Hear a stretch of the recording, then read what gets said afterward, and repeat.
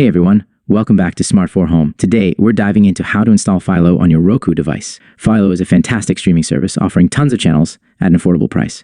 Whether you're a new cord cutter or just looking to expand your streaming options, installing Philo on your Roku is quick and easy. Let's get started.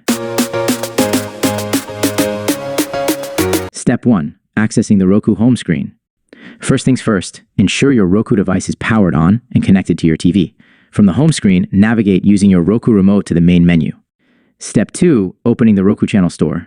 Next, scroll through the options until you find streaming channels. This is where you'll access the Roku channel store, which houses all available apps for your Roku. Step 3. Searching for Philo. Once in the Roku channel store, use the search function. Type in Philo using the on-screen keyboard and select it from the search results. Philo should appear among the options. Step 4. Adding Philo to your Roku.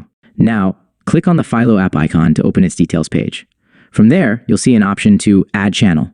Click on it, and Roku will start downloading and installing the Philo app automatically. Step 5. Launching the Philo app.